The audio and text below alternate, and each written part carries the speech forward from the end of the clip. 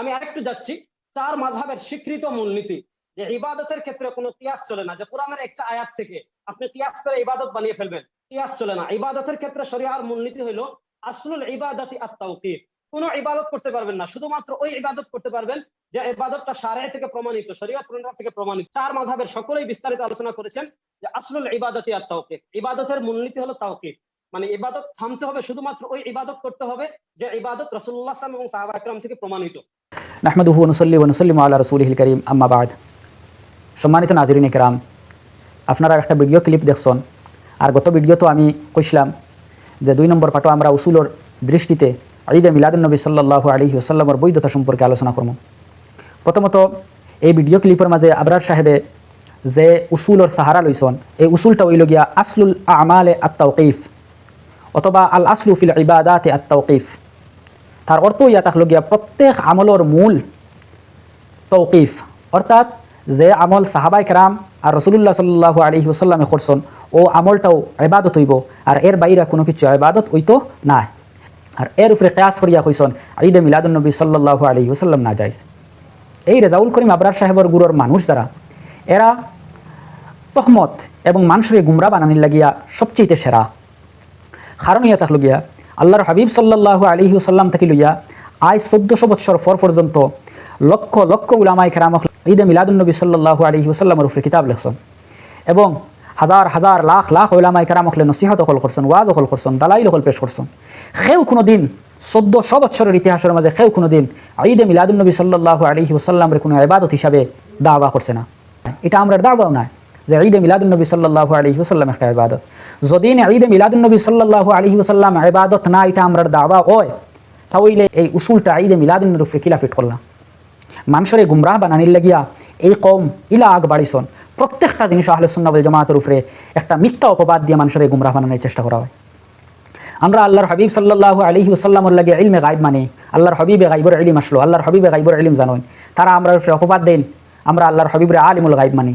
তারা একবারে বড় আলিম থেকে লইয়া আজ পর্যন্ত ছোট আলিম যারা আছেন এরা পর্যন্ত আমরা উপরে একটা অপবাদ দেয় যে আমরা আকীদা হইল গিয়া আল্লাহর হাবিব সাল্লাল্লাহু আলাইহি ওয়াসাল্লাম আলিমুল গায়ব। নাউযু বিল্লাহি মিন যালিক। আমরা আল্লাহর হাবিব সাল্লাল্লাহু আলাইহি ওয়াসাল্লাম রে আলিমুল গায়ব মানি না, এটা আমরা আকীদা নাই।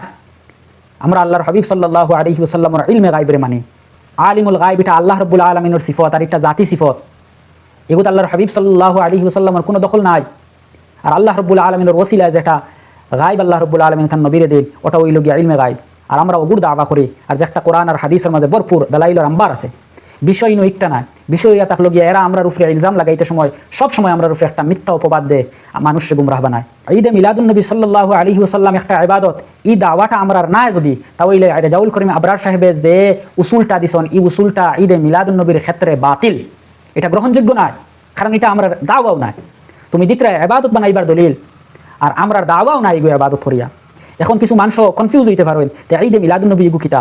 ঈদে মিলাদুন নবী গু বুঝার লাগিয়া আপনারা সংক্ষেপে একটা জিনিস বুঝতে পারেন। যদি আমরা মুখালিফিন হলরে আমরা প্রশ্ন করি যে আপনারা ইজতেমা করেন, এই ইজতেমা বা এই খতমে বুখারীরে আপনারা ইবাদত হিসাবে করেন না একটা বালা কাম হিসাবে করেন? যদি আপনারা ইবাদত হিসাবে করেন তাহলে এর একটা নস দেও, একটা দলিল দেও যেটা আল্লাহর হাবিব সাল্লাল্লাহু আলাইহি ওয়াসাল্লামে করছেন অথবা সাহাবায়ে কেরাম হলে খতমে বুখারী বা ইজতেমা করছেন। যদি এগুলোর দলিল থাকে না, এর বাদেও আপনারা করেন, একটা তো দলিলের ভিত্তিতে করবা। কোন দলিল? এগুলো আমরা সামনে রাখুকা। যে দলিলগুলার ভিত্তিতে আপনারা খতমে বুখারী করেন, যে দলিলগুলার ভিত্তিতে আপনারা ইজতেমা করেন 2 দিন 3 দিন ব্যাপী 1 বছর আগে তারিখ ফিক্সড করিয়া যে ইজতেমা করেন, এই ইজতেমার দলিল আপনারা যে দলিল দিবা আমরা ঈদে মিলাদুন নবী সাল্লাল্লাহু আলাইহি ওয়াসাল্লামের ও দলিল থাকবো। এটা হইল কি তানোর ইলজামি জবাব। আউকা আমরা কিতাব থেকে দলিল দেওয়ার চেষ্টা করি। এখন আমরা কোন উসুলের ভিত্তিতে আমরা ঈদে মিলাদুন নবী সাল্লাল্লাহু আলাইহি ওয়াসাল্লাম পালন করি? এই উসুল হইল আল আশবাহ ওয়ান নাযাইরের মাঝে এই উসুলটা বয়ান করছেন। আল আসলু ফিল আশিয়াই আল ইবাহা হাত্তা ইয়াদুল্লা দালিলু আলা তাহরিম, অর্থাৎ প্রত্যেক জিনিস জায়েজ যত সময় পর্যন্ত তার বিপক্ষে তার হারাম সাবিত করার লাগি কোনো দলিল আইছে না। ঈদে মিলাদুন নবী সাল্লাল্লাহু আলাইহি ওয়াসাল্লাম এই উসুলের দৃষ্টিতে জায়েজ। ঈদে মিলাদুন নবী সাল্লাল্লাহু আলাইহি ওয়াসাল্লামের খিলাফ বা হারাম সাবিত করার লাগি একটা নস পেশ করুকা কিয়ামত পর্যন্ত সময় রইল। এই আউটা বাউটা হবায় থাকি প্রাসঙ্গিক ছাড়া অপ্রাসঙ্গিক জিনিস সকলা নিয়া অপ্রাসঙ্গিক দলিল সকলা নিয়া ঈদে মিলাদুন নবী সাল্লাল্লাহু আলাইহি ওয়াসাল্লামের হারাম সাবিত করা যাইতো না। উসুলের আরেকটা কায়দা আছে যেটা উলামায়ে কেরাম হলে আল মুসলাহাতুল মুরসালা নামে জানেন, যেটা ইমাম গাজ্জালি রহমতুল্লাহি তাআলা আলাইহি তান কিতাব আল মুস্তাসফা, এই কিতাবের মাঝে তাইন লেখছেন মা লাম ইয়াশহাদ লাহু মিনাশ শারঈ বিল বুতলান ওয়ালা বিল ইতিবারি নাসসুন মুআয়্যানুন। প্রত্যেক ও জিনিস যেটার পক্ষে শরীয়তে কোনো আদেশ দিছে না আর যেটার বিপক্ষে শরীয়তে কোনো খোলা নিষেধও করছে না, আর এটারে হয় মুসলিহাতে মুরসালা। এখন এই এবারতর মাঝে তো মুসলিহাতে মুরসালা নাম নাই।